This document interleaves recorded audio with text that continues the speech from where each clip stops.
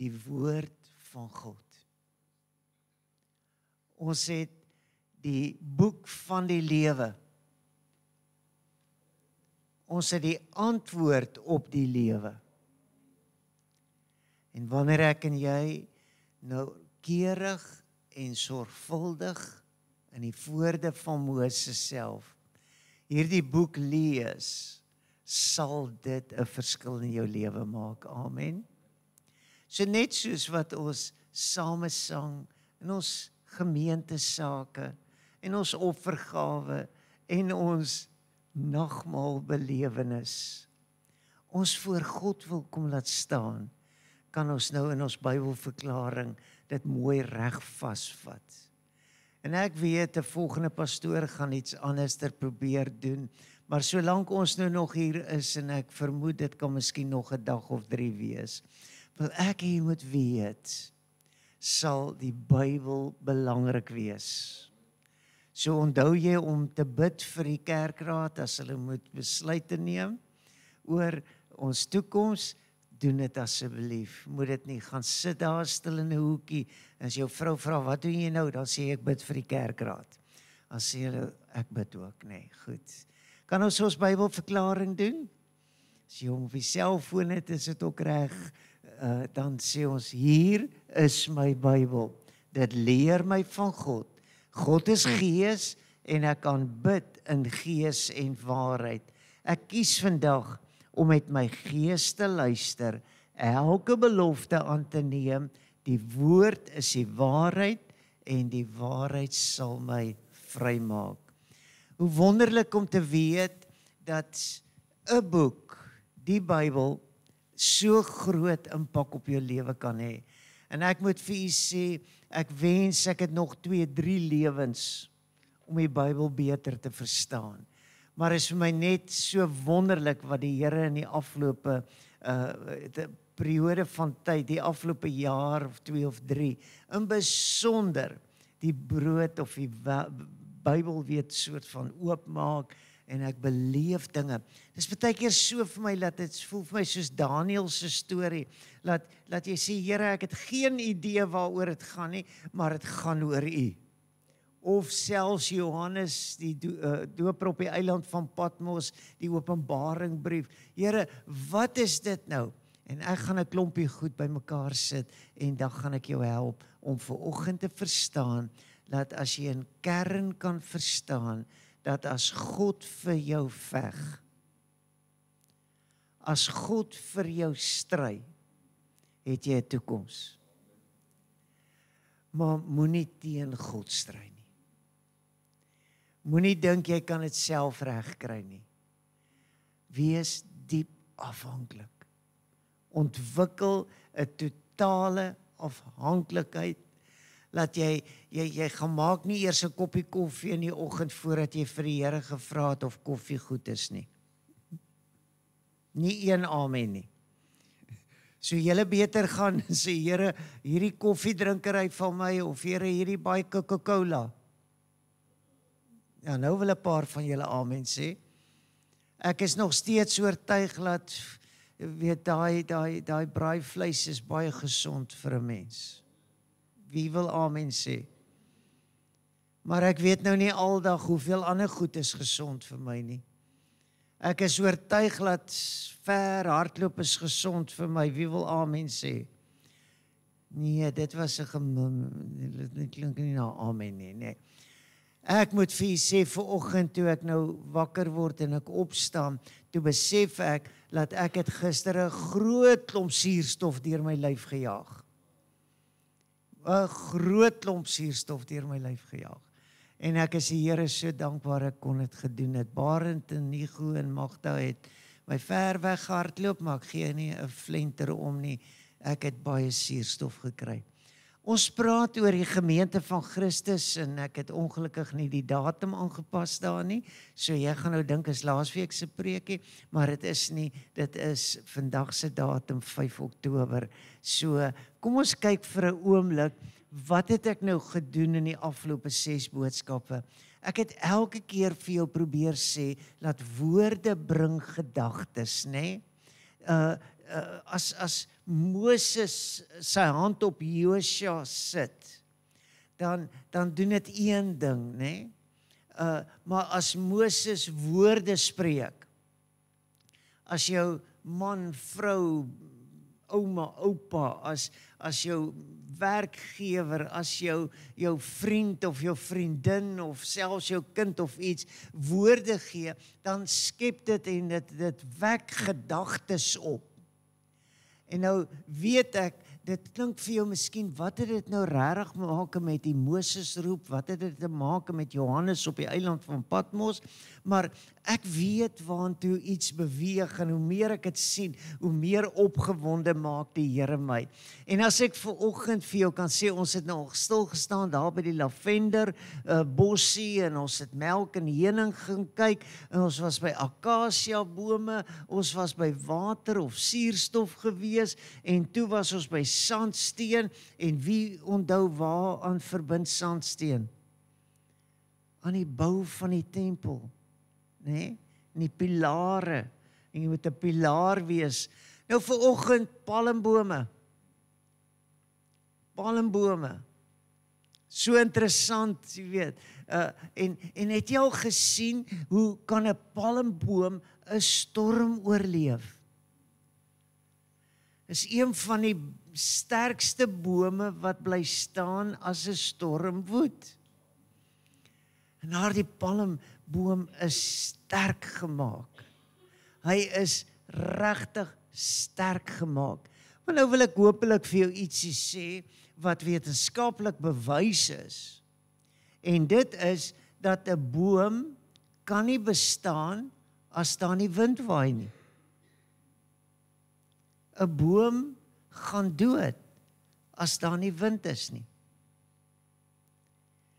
'n boom se, mag ons dit maar 'n DNA noem of wat ook al, jy weet, is so aan mekaar gesit, laat iets aan daai boom moet kan beweeg. Nou dink jouself in, as jy ook nou vir nooit beweeg, jy staan net jou hele lewe so, jy weet, en jy roer nie, jy weet, het gaan nie 'n baie lekker lewe wees nie, sê maar amen, nee. Goed, maar bome het absoluut die wind nodig.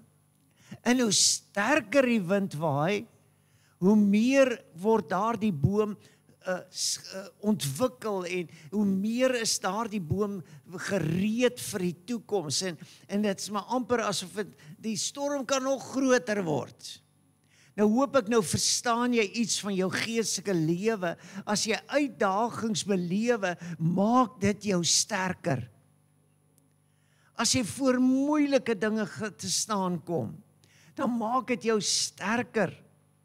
Ek dink op hierdie stadium, as ek as pastoor, is ek nou 'n sterk pastoor, alhoewel ek nooit so voel nie. Het voel altyd vir my, hierdie ding gaan my nou onderste bo kry, en ek gaan dit nie maak nie, maar as ek mooi kyk, dan sien ek die wortels het gegroei, ek sien die stam het dikker geword, ek sien die takke klou vas, en ek weet dat ek is in staat, want die Here stel my in staat, halleluja.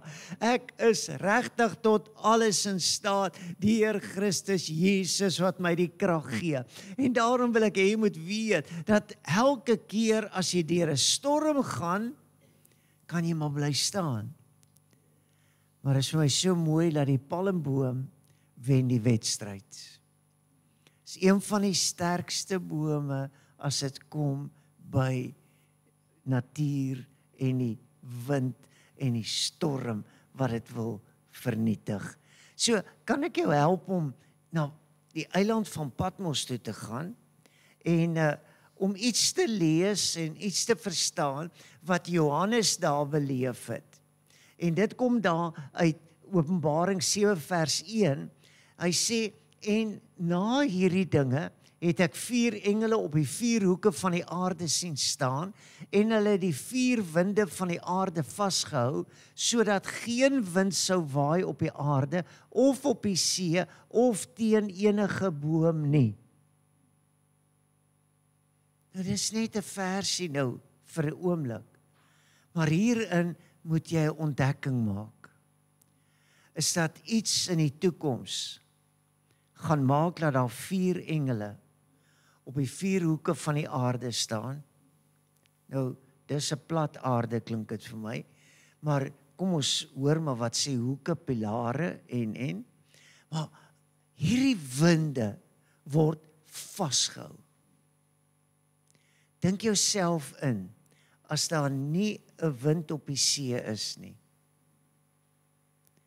dan wat gaan met die seestrome gebeur?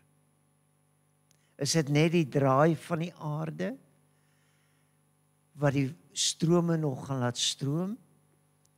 Selfde met die bome, as die wind nie meer daar is nie. Johannes besig om 'n simbool te maak, en hy sê, daar kom 'n benoudheid. Daar kom 'n vreesaanjaende oomblik in die geskiedenis van die mensdom, waarin mense gaan snak na hulle asem. Waarin mense gaan sê, want hoekom sê ek dit? Hoekom wil ek hê jy moet dit verstaan? Daar's 'n afhanklikheid tussen bome en mense. Want hoekom? Ons as mens is mos nou na die bome. Stem julle my saam? En God het die boom so gekyk, en toe sê hy, maar laat ek net kyk hoe werk hierdie boom. Hierdie boom vat koolsuurgas, of dan nou, wat ook al jy dit wil noem, en dan neem hy dit op, en dan stel hy weer suurstof vry. Nou boom, hoekom doen jy dit? Want hoekom? Elke mens neem suurstof in, en blaas weer koolsuurgas uit. So, daar's hierdie wisselwerking tussen boom en mens. Is dit vir jou vreemd dat die Bybel begin met 'n boomstorie en die Bybel eindig met 'n boomstorie? En is dit vir jou vreemd dat Jesus die boom, die vrye boom, vervloek het en hy verdroog het? Die Bybel is vol boomstories, né? En hoe meer jy dit begin snap en jou eie maak, hoe meer kom jy agter dat die hele skepping is in 'n proses van skoonmaak. Die hele skepping is bedoel om gedurig deur skoon te word, weer skoon te word. En ag, hoe wonderlik is dit nie partykeer as jy sien hoe dat die wind hom vererg en hy waai al die papiere en al die rommel, weet, in 'n dorp op een hoop. Nee, jy het nie mooi gehoor wat ek sê nie. Ek sê die wind het hom vererg. Ek sê die wind het besluit hierdie dorp het 'n skoonmaak nodig. Hierdie dorp het iets nodig wat 'n verskil moet maak. En ek wil vanoggend vir jou uit my hart uit sê, laat die wind van die Heilige Gees deur jou waai en laat hy jou help om weer jou klere skoon te kry. En gee God se Gees kans. Laat waar jy beweeg, dat jy sal agterkom, dis eintlik God se Gees wat my beweeg. Jy sien, die boom hang net so. As jy nou hier uitstap en jy kyk na ons eie palmbome, né? Dan as jy sien hulle beteken net so doodstil. Maar dan begin hy wind so beweeg.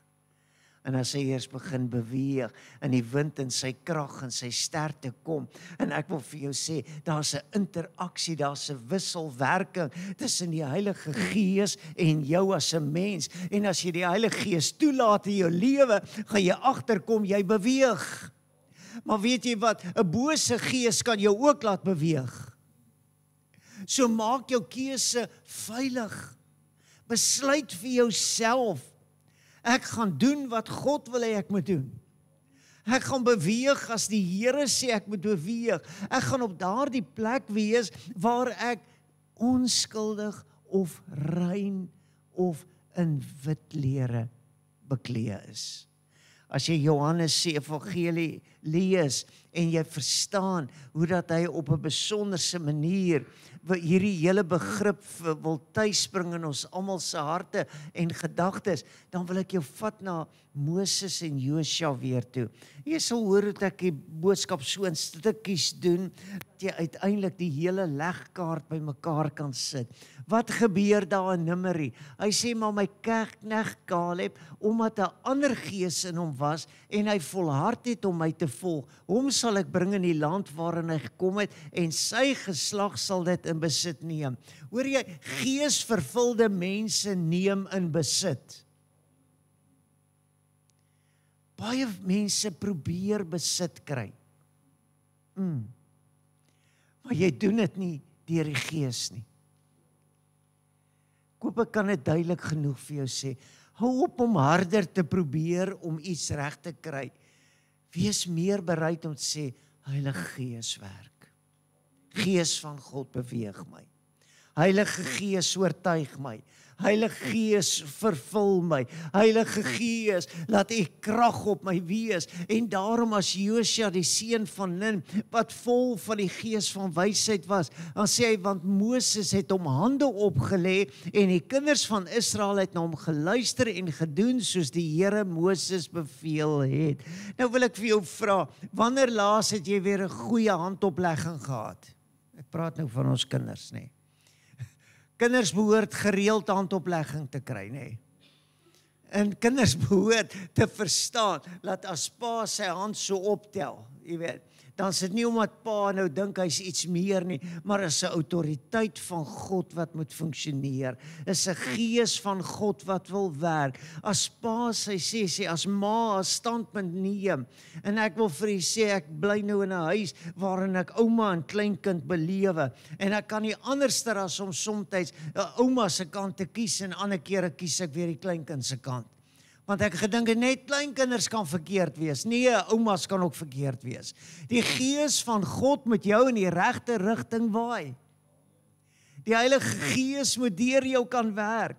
En is in hierdie geesvervuldheid wat ek wil hê jy moet weet, dat jy was verseker hanteer, jy was verseker hande aangeraak toe jy laat doop het. Het jy gesê, en die persoon wat jou gedoop het jou so mooi gevat en jou daar onder die water ingedruk en opgehelp. Maar het was hande wat iets wou laat gebeur. Wat doen my en jou hande? Waaraan vat ons? Waarmee is ek heel week besig?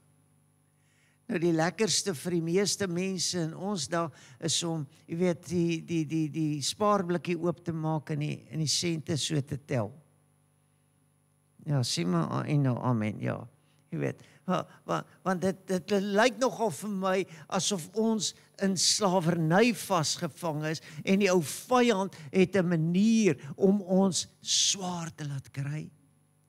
Maar ek wil jou bewus maak daarvan, dat as jy toelaat dat God se Gees deur jou werk, gaan jy agterkom, jou hande is jou eerste punt van kontak. Is daar waar iets gaan begin beweeg.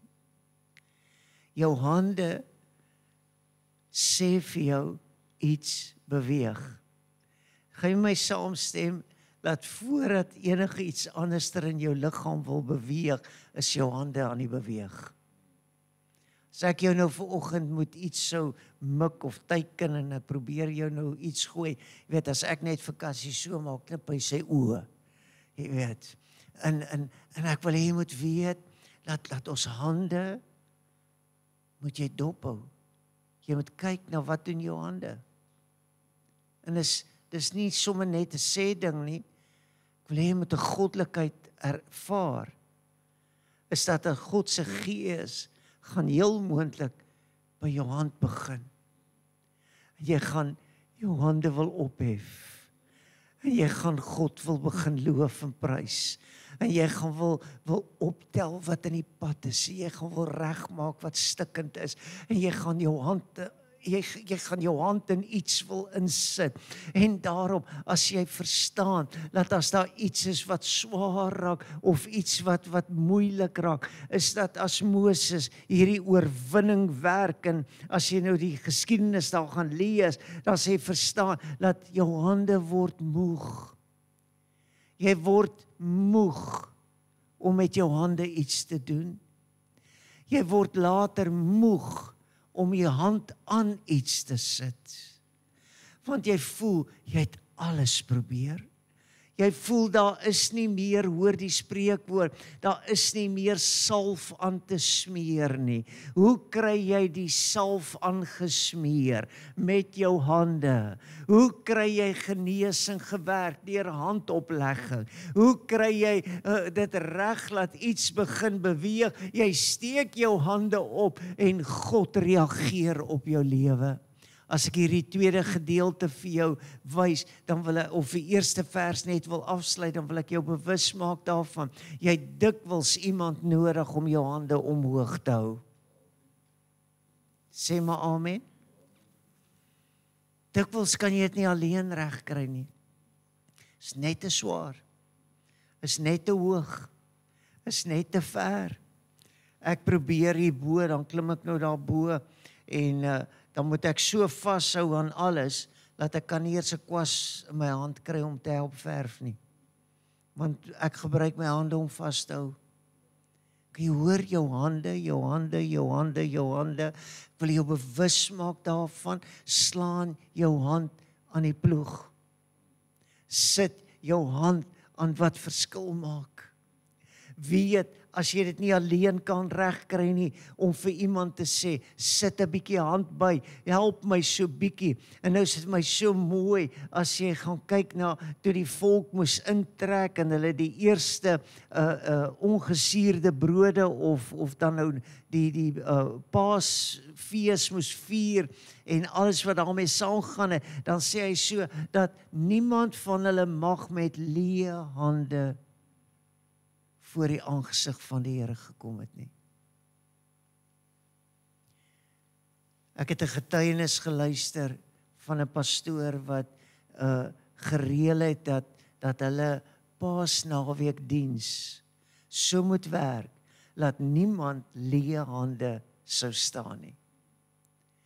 En hy het 'n fantastiese belewenis gehad. Want hoekom? As God sê, niemand moet leë hande wees nie, dan gaan ek nie teen God stry nie. Dan gaan ek sê, Here, hoe kan ek iemand se hand vul? Hoe kan ek my hand in iemand anderster se hand sit? Ek wil hê jy moet hoor hoe dat in Openbaring 7 vers 9 en 10 sê hy, na hierdie dinge het ek gesien en kyk, daar was 'n groot menigte wat niemand kon tel nie, uit al die nasies, stamme, volke en tale. Hulle het gestaan voor die troon en voor die lam, bekleed met wit klere, sê wit klere, reiniging oor en oor. Hoeveel keer was jy klere? Hoeveel keer wil jy hê daar moet skoon wees? Hoeveel keer laat jy toe dat die wind van die Gees jou somme net reinig en weer skoonmaak en nog 'n keer skoonmaak? Hy sê, en met palmtakke in hulle hande. En hulle het met 'n groot stem geroep en gesê, heil aan ons God, wat op die troon sit en aan die lam. Ek hoop jy verstaan nou vanoggend, jou hande spreek boekdele. As jy maar weer daai koppie koffie maak, of as jy weer daardie offerande so optel, of as jy weer daardie hand uitsteek en vir iemand sê, kan ek jou help? Dat jy sal besef, dat ons kan nie leë hande wees nie. En wanneer ek en jy op daardie plek kom, waar ons hande vol is met dit, dan is die besonderse belewenis, is as God se hand in 'n saak is. Kan ek lank genoeg stil bly? As God se hand in 'n saak is. En dis die ontdekking wat ons moet maak, is dat terwyl ons hande gee en ons 'n offer aan God wil bring, dat ons sal verstaan, dat saam met God se wil is daar ook God se vryheid om nuut en anderster te wees. Dis daardie ou spreekwoordelikheid van om in God se hand te wees. En ek wil jou aanmoedig om te verstaan, dat God kan elke keer 'n nuwe palmboom laat groei. En hy kan elke keer ook 'n boom na jou keuse laat groei. En hy kan iets laat gebeur wat nog altyd was. Maar kan ek vir jou sê, in die lig van die wegraping gedagtes wat ons diep aangespreek het in die afgelope tyd, wil ek hê jy moet weet, dat God is ook 'n God wat dit niets kan laat gebeur. Hy kan 'n soort boom laat kom wat ons nie eers ken nie. Inteendeel gaan hy dit doen. Bome wat 12 keer 'n jaar vrugte dra. Klink vir my na iets niets. Klink vir my na 'n ingryping van God oor my en jou lewe. En dit is in hierdie wat ek wil hê jy moet weet, dat Josua moes toe nou 'n groot les leer. En dit is dat God is nie beperk nie. God se hand kan doen wat ek nie kan doen nie. God is die een wat dit kan. En dit was vir my so mooi as jy Jerigo en Ai se stories lees, dan sê hy sekerlik gee die Here die hele land in ons hand. Ja, al die inwoners van die land bewe selfs vir ons. Ek dink is tyd dat die dorp kennis neem van Pleroma gemeente. Ek dink is tyd dat hulle kennis neem van jou lewe. Laat hulle agterkom, jy kruip nie weg nie, jy staan vas.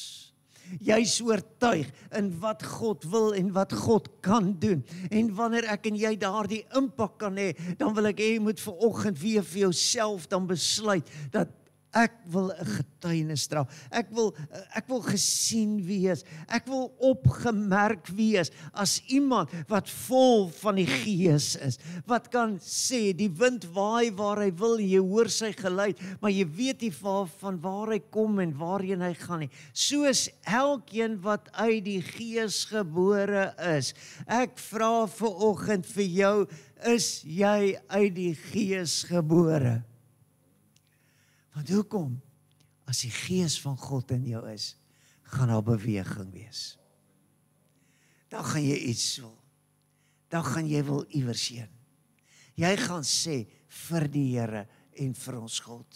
En dit is in hierdie belewenis en in hierdie ervaring wat ek vir jou kan sê, dat die gemeente is so sterk, soos almal saam. En as ek die Moses roep wil afsluit, dan wil ek vir jou sê, as ek hierdie sleutelwoorde hier gesit het, en ons praat van lidmaat, en ons praat van leier, en ons praat van volhard, en ons praat van wakker wees, en ons praat van elke ding wat nodig is, dan wil ek hê, jy moet vir jouself besluit, is ek dit? En hoe mate is ek dit? Op hoe manier het ek wakker en volhardend en met bewaring en gereedheid die werk van die Here gedoen in hierdie dorp en hierdie plek. Jy sien, Josua was bereid om by Moses oor te neem en terwyl Moses voorgegaan het, het Josua gesien en gehoor en hy het gesê, dan kan ek dit ook doen. En dit is vir my so mooi as hulle uiteindelik hierdie oomblik vasmaak. En luister hoe doen hy dit in Eksodus 17. Hy sê, en Moses het 'n altaar gebou en dit genoem, die Here is my banier. Nou God het baie Ou Testament name, maar hier is een van sy name. En as jy dit in die Hebreëse vorm wil uitspreek, dan is dit Yahweh Nissi of Jehovah Nissi. God is my banier. God is my banier. Kan ek jou vanoggend help? Kan ek jou vanoggend op 'n koers sit? Om jou 2 hande te vat en te sê, as daar nou een vlag is wat ek gaan dra. Want 'n banier is soos 'n vlag. As daar nou een kennisgewing bord is wat ek gaan optel. As daar nou een ding is waarmee ek gaan tooi in die strate, en ek sê, ons het nou genoeg gehad, slaggate moet nou wegkom, nie. En jy besluit, jy's ernstig, en jy voel hoe daar iets jou dryf, dat dit jou sal dryf vir die kerk van Jesus, dat dit jou sal dryf vir die werk van die Here, dat dit jou sal dryf om op 'n plek te kom, waar sê mense moet by Jesus uitkom. Kan ek vir jou sê, daar's nie 'n polisiestasie wat iemand hemel toe gaan vat nie, amen. Daar's nie 'n hospitaal wat iemand kan hemel toe vat nie. Daar's nie 'n prokureursfirma wat iemand kan hemel toe vat nie. Daar's nie 'n staalbesigheid of 'n houtwerkbesigheid wat iemand kan hemel toe opvat nie. Die enigste plek wat mense by God kan uitbring, is die kerk van Jesus, is die gemeente wat opstaan en sê, hier is ek, Here, gebruik my tot die eer.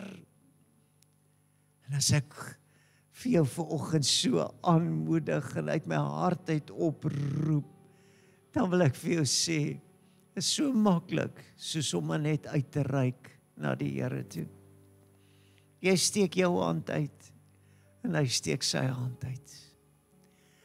En hy leer vir Josua, en ag ek tyd ontbreek, maar gaan lees bietjie Jerigo en Ai se storie.